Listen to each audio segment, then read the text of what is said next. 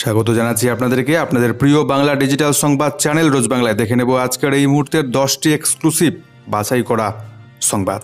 পৌঁছে দিব সংবাদগুলি আপনাদের কাছে। তার আগে একটা ছোট্ট রিকোয়েস্ট, চ্যানেলটিতে নতুন এসে থাকলে সংবাদগুলো নিয়মিত দেখবার জন্য একটি কাজ করতে হবে, চ্যানেলটিকে অবশ্যই সাবস্ক্রাইব করে পাশের বেল আইকনে ক্লিক করে দেবেন। কোথা থেকে ভিডিও দেখছেন কমেন্ট বক্সে লিখে জানাতে ভুলবেন না। রাজ্যের বন দপ্তরের মহিলা অফিসারকে রীতিমতো অকথ্য ভাষায় গালিগালাজ করেছিলেন রাজ্যের কারামন্ত্রী অখিল গিরি। অবশেষে মমতা ব্যানার্জির নির্দেশে মন্ত্রিত্ব পদ থেকে পদত্যাগ করতে বাধ্য হলেন রাজ্যের মন্ত্রী।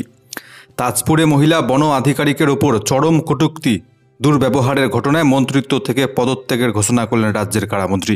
শনিবারের ঘটনার পর অখিল গিরির বিরুদ্ধে কঠোর হয় তৃণমূল কংগ্রেস।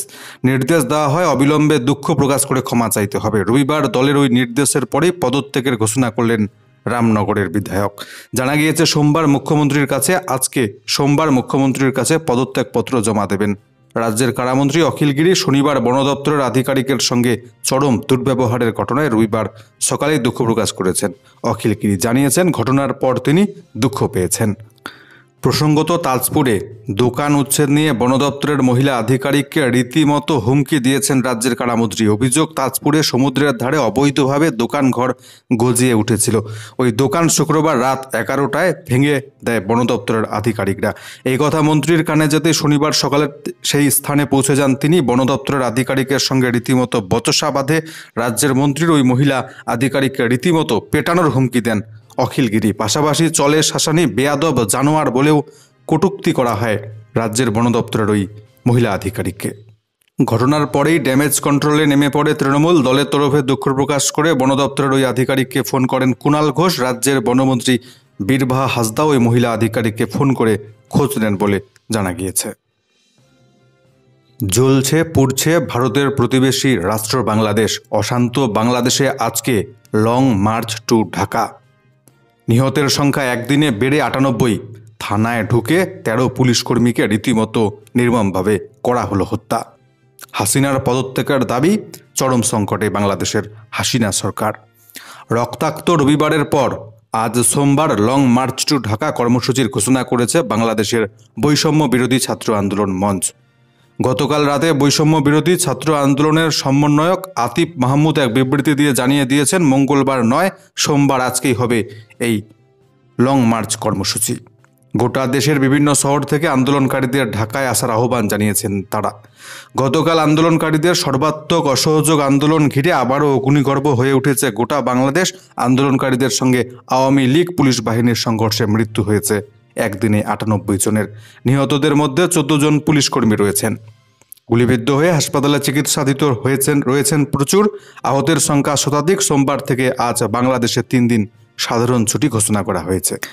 বাংলাদেশের সংবাদ মাধ্যম সূত্রে জানা যাচ্ছে, রবিবার সন্ধ্যে 6টা থেকে পরবর্তী নির্দেশ না দেওয়া পর্যন্ত কারফিউ বলবৎ করা হয়েছে। গোটা দেশ জুড়ে কারফিউ জারির পরেও রাত 10টা পর্যন্ত সংঘর্ষের ঘটনা ঘটেছে রবিবার।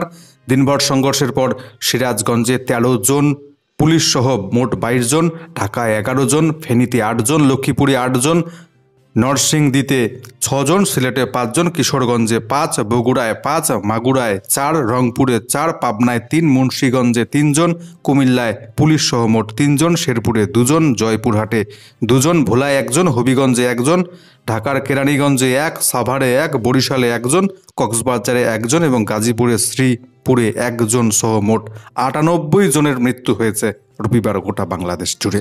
রবিবার বাংলাদেশের সিরাজগঞ্জের এনায়েতপুর থানায় ঢুকে আন্দোলনকারীরা 14 জন পুলিশ কর্মীকে পিটিয়ে হত্যা করে বলে জানা গিয়েছে। বিক্ষোভ আগুনে অশান্ত বাংলাদেশ। শেখ হাসিনার বিশ্বস্ত মন্ত্রী নেতারা পালাচ্ছেন দেশ ছেড়ে সিঙ্গাপুর এবং লন্ডনে। প্রধানমন্ত্রীর পদত্যাগের দাবিতে চলছে বিক্ষোভ ঘিরে সংঘর্ষে শতাধিক নিহত। সরকার পক্ষ, আওয়ামী লীগ, পড়ুয়াদের বৈষম্য বিরোধী ছাত্র আন্দোলন মঞ্চের সংঘর্ষে রক্তাক্ত গোটা বাংলাদেশ। এই অবস্থায় অশান্ত বাংলাদেশ থেকে শেখ হাসিনার বিশ্বস্ত মন্ত্রী নেতারা পালাচ্ছেন সিঙ্গাপুর, লন্ডনে। আজকেই বাংলাদেশে বড় কিছু হতে পারে, সরকারের পতনও ঘটতে পারে বলে জানা যাচ্ছে। আর একছত্র অধিকার নয়, এবার ওয়াকফ বোর্ডের ক্ষমতায় হ্রাস টানতে নতুন বিল আনছে কেন্দ্রের মোদী সরকার। এবার ওয়াকফ বোর্ডের ক্ষমতায় হ্রাস টানতে চলেছে কেন্দ্রের নরেন্দ্র মোদী সরকার। এই লক্ষ্যে দ্রুত সংসদে আইন আনা হচ্ছে। সূত্রের খবর, কেন্দ্র চাইছে ওয়াকফ আইনে অন্তত 40টি সংশোধনী আনা হোক। সূত্রের খবর, গত শুক্রবার কেন্দ্রীয় মন্ত্রিসভার বৈঠকে ওয়াকফ বোর্ডের আইন সংশোধন নিয়ে আলোচনা হয়েছে। চূড়ান্ত 40টি সংশোধনী নিয়ে কথা হয়েছে। এর মধ্যে রয়েছে ওয়াকফ বোর্ডের জমি দখলের অধিকার আইন। বর্তমান আইন অনুযায়ী ওয়াকফ বোর্ডের দখল করা সম্পত্তি বা জমিতে কোনো রকম সরকারি পর্যালোচনা বা রিভিউ করা যায় না। পর্যালোচনা ছাড়াই ওয়াকফ বোর্ড জমি দখল করতে পারে। কোনো সম্পত্তি নিয়ে ব্যক্তিগত মালিকানা ওয়াকফ বোর্ডের আইনি বিবাদ চললেও তাতে হস্তক্ষেপ করতে পারে না সরকার। সূত্রের খবর, সরকার এই আইনগুলিতে মূলত ওয়াকফ বোর্ডের অধিকার খর্ব করতে চাইছে। বিতর্কিত কোনো সম্পত্তির মালিকানা আদতে কার তাও খতিয়ে দেখার আইনি এখতিয়ার সরকার নিজের নিয়ন্ত্রণে রাখতে চাইছে। আরও একাধিক ক্ষেত্রে ওয়াকফ বোর্ডের একছত্র অধিকার খর্ব করতে চাইছে মোদী সরকার বলে অনেকেই অভিযোগ করছে। আগামী সপ্তাহেই এই প্রস্তাবগুলি বিল আকারে আনতে চলেছে কেন্দ্রের মোদী সরকার। প্রসঙ্গত, 1954 সালে পাস হয় ওয়াকফ আইন। 1995 সালে ওয়াকফ আইন সংশোধন করা হয়। ওয়াকফ বোর্ডকে সর্বোচ্চ ক্ষমতা দেওয়া হয়েছিল। 2013 সালেও একবার ওয়াকফ আইন সংশোধন করা হয়েছে। এই মুহূর্তে ওয়াকফ বোর্ডের সারা দেশে 8.7 লক্ষেরও বেশি সম্পত্তি রয়েছে, যা 9.4 লক্ষ একর জুড়ে বিস্তৃত। লাভ জেহাদের মামলায় এবার দোষীকে সোজা দেওয়া হবে যাবজ্জীবন কারাদণ্ড। অসমে আসছে নয়া আইন, জানালেন হেমন্ত বিশ্ব শর্মা। এবার লাভ জেহাদের মামলায় দোষীকে যাবজ্জীবন কারাদণ্ডের সাজা দেওয়া হবে। নতুন আইন আনছে অসমের বিজেপি সরকার, জানালেন খোদ মুখ্যমন্ত্রী হেমন্ত বিশ্ব শর্মা। এদিন তিনি জানিয়েছেন, আমরা নির্বাচনের সময় লাভ জেহাদের কথা বলেছিলাম, শীঘ্রই সেই আইন আনা হচ্ছে রাজ্যে, যাতে এই মামলায় যাবজ্জীবন কারাদণ্ড হয় দোষীর। রবিবার গুয়াহাটিতে ছিল রাজ্য বিজেপির বৈঠক। সেখানে লাভ জেহাদের বিষয়টি ছাড়াও হেমন্ত বিশ্ব শর্মা ঘোষণা করেন, সরকারি চাকুরি পেতে হলে অসমে জন্ম হতেই হবে, এমন নিয়ম আনার বিষয়েও ভাবনা চিন্তা করছে সরকার। দলীয় সভায় অসমের মুখ্যমন্ত্রী বলেন, রাজ্য সরকার 1 লক্ষ সরকারি চাকুরিতে অসমের আদিবাসীদের অগ্রাধিকার দিয়েছে। পূর্ণাঙ্গ তালিকা প্রকাশ হলে বিষয়টি স্পষ্ট হবে বলে আশ্বাস দিয়েছেন তিনি। এছাড়াও হিন্দু এবং মুসলিমদের মধ্যে সম্পত্তি বিক্রি নিয়েও নয়া আইনের কথা ভাবছে বিজেপি শাসিত অসম রাজ্য সরকার। প্রসঙ্গত, কদিন আগেই হেমন্ত বিশ্ব শর্মা দাবি করেন 2041 সালের মধ্যে মুসলিম সংখ্যাগুরু রাজ্য হয়ে উঠবে অসম, কারণ প্রতি 10 বছরে মুসলিম জনসংখ্যা 30% হারে বাড়ছে। সেখানে প্রতি 1 দশকে 16% হারে বাড়ছে হিন্দু জনসংখ্যা, যা মুসলিমদের তুলনায় অনেকটাই কম। অসমের মুখ্যমন্ত্রী আরও জানান, এখনই রাজ্যের জনসংখ্যার 40% মুসলিম। রাজ্যের মহিলা পুলিশ কনস্টেবলদের জন্য বড় ঘোষণা। 10 বছর চাকুরির পর মহিলা কনস্টেবলদের এবার নিজ জেলায় পোস্টিং। নতুন নীতি আসছে রাজ্য পুলিশে। 10 বছর পর মহিলা কনস্টেবলদের নিজের জেলায় পোস্টিংয়ের নীতি আনতে চলেছে রাজ্য পুলিশ। বিবাহিত বা সন্তান সম্ভবা মহিলা কনস্টেবলরা যাতে পছন্দসই জায়গায় বদলি হতে পারেন, সেদিকেও বিশেষ গুরুত্ব দেওয়া হচ্ছে বলে নবান্ন সূত্রে জানা গেল। সেই সঙ্গে গ্রামীণ এলাকায় মেয়েদের বিক্ষোভ সামলাতে বাড়তি মহিলা পুলিশ রাখার উপর জোর দেওয়া হয়েছে বলে জানা যাচ্ছে। গ্রামীণ এলাকায় ছোটখাটো ইস্যুতে বিক্ষোভে নেমে পড়েন মহিলারা। মহিলা কনস্টেবল সংখ্যায় কম থাকায় পুলিশ কর্মী দিয়ে পরিস্থিতি সামাল দিতে হচ্ছে। পুলিশ কর্মীরা চাইছেন ফোর্সের সমবন্টন হোক। নবান্ন সূত্রে খবর, কমিশনারেটগুলিতে মহিলা পুলিশ কর্মীর সংখ্যা যেখানে 30%-এর কাছাকাছি, সেখানে গ্রামীণ এলাকায় ওই হার প্রায় 15%। তাই গ্রামীণ এলাকায় মহিলা পুলিশ ফোর্সের সংখ্যা বাড়াতে তৎপর হয়েছে এবার নবান্ন। অপরদিকে মধ্যপ্রদেশে ধর্মীয় অনুষ্ঠান চলাকালীন মন্দিরের পাঁচিল ভেঙে মৃত 9 শিশু। রবিবার সকালে মর্মান্তিক দুর্ঘটনা সাক্ষী হল মধ্যপ্রদেশ। একটি মন্দিরের দেওয়াল আচমকাই ভেঙে পড়ে 9 জন শিশুর মর্মান্তিক মৃত্যু হয়েছে। রাজ্যের সাগর জেলার শাহপুরের বাবা মন্দিরের ওই দুর্ঘটনাটি ঘটেছে। আহত শিশুদের দ্রুত উদ্ধার করে হাসপাতালে ভর্তি করা হয়েছে। জানা গিয়েছে, ওই মন্দিরে একটি ধর্মীয় অনুষ্ঠান চলাকালীন হঠাৎ ভেঙে পড়ে পাঁচিল।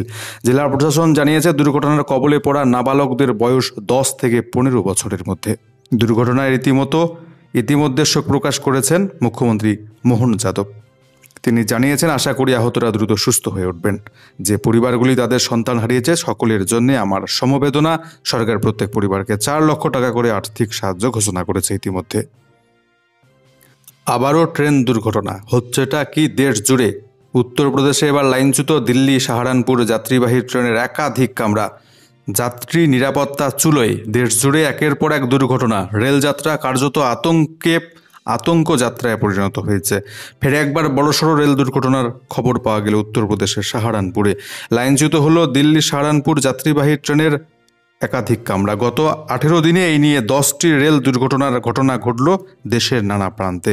জানা গিয়েছে রবিবার দুপুর 1:30 নাগাদ ওই দুর্ঘটনাটি ঘটেছে সাহারানপুর স্টেশনে পৌঁছানোর পর রেল ইয়ার্ডের দিকে যাচ্ছিল ট্রেনটি, তখনই ঘটে দুর্ঘটনা। ট্রেনটি দাঁড়িয়ে থাকা একটি ট্রেনের ইঞ্জিনে সজোরে ধাক্কা মারে, সঙ্গে সঙ্গে লাইনচ্যুত হয়ে পরে ট্রেনের একাধিক কামরা। ঘটনায় রীতিমতো শোরগোল পড়ে যায়, যদিও সেই সময় ট্রেনটিতে কোনো যাত্রী না থাকায় হতাহতের কোনো ঘটনা ঘটেনি বলে জানা যাচ্ছে। এভাবে পরপর ট্রেন দুর্ঘটনার জেরে প্রশ্নের মুখে পড়েছে ভারতীয় রেলের যাত্রীদের নিরাপত্তা। গত সপ্তাহে মঙ্গলবার চক্রধরপুরে হাওড়া থেকে মুম্বই গামী এক্সপ্রেস ট্রেন লাইনচ্যুত হয়। বুধবার রাঙামাটিতে মালগাড়ির বেশ কিছু বগি লাইন থেকে সরে যায়। মাসখানেক আগে কাঞ্চনজঙ্ঘা এক্সপ্রেসের দুর্ঘটনা ঘটে। এদিকে রিপোর্ট বলছে গত 18 দিনে এই নিয়ে 10টি রেল দুর্ঘটনা ঘটল দেশের নানা প্রান্তে। বারবার এই ঘটনায় রেলের ভূমিকা নিয়ে উঠছে গুরুতর প্রশ্ন। উত্তরবঙ্গের জেলায় জেলায় ভারী থেকে অতি ভারী বৃষ্টিপাতের ভ্রুকুটি। দক্ষিণবঙ্গের জেলাগুলিতেও চলবে হালকা মাঝারি বৃষ্টিপাত। সর্বশেষ লেটেস্ট ওয়েদার রিপোর্টই সরাসরি আমরা আপনাদের কাছে পৌঁছে দিচ্ছি। আজকে উত্তরবঙ্গের জলপাইগুড়ি, কালিম্পং, আলিপুরদুয়ার এই 3টি জেলায় ভারী থেকে অতি ভারী বৃষ্টিপাতের সতর্কবার্তা রয়েছে জারি। এই 3টি জেলাতেই আজকে কমলা সতর্কবার্তা জারি করেছে আবহাওয়া দপ্তর। আজকে উত্তরবঙ্গের দার্জিলিং, কোচবিহার এই দুটো জেলায় হলুদ সতর্কবার্তা জারি রয়েছে। ভারী বৃষ্টিপাতের সম্ভাবনা রয়েছে আজকে এই দুটো জেলায়। উত্তর দক্ষিণ দিনাজপুর, মালদা জেলায় আজকে বিক্ষিপ্তভাবে হালকা মাঝারি বৃষ্টিপাতের সতর্কবার্তা রয়েছে। পরবর্তী 24 ঘন্টা মঙ্গলবার নাগাদ উত্তরবঙ্গের দার্জিলিং, জলপাইগুড়ি, কালিম্পং, আলিপুরদুয়ার, কোচবিহার 5টি জেলাতেই কমলা সতর্কবার্তা জারি রয়েছে। 5টি জেলাতেই মঙ্গলবার ভারী থেকে অতি ভারী বৃষ্টিপাতের সতর্কবার্তা জারি রয়েছে। অপরদিকে আজকে দক্ষিণবঙ্গের প্রত্যেকটি জেলাতে হালকা মাঝারি বৃষ্টিপাত বিক্ষিপ্তভাবে চলবে বলে জানাচ্ছে আবহাওয়া দপ্তর। পরবর্তী 24 ঘন্টা মঙ্গলবার নাগাদ পুরুলিয়া, পূর্ব এবং পশ্চিম বর্ধমান, বীরভূম, মুর্শিদাবাদ এই জেলাগুলিতে বিক্ষিপ্তভাবে মঙ্গলবার ভারী বৃষ্টিপাতের সম্ভাবনার কথা জানাচ্ছে আবহাওয়া দপ্তর।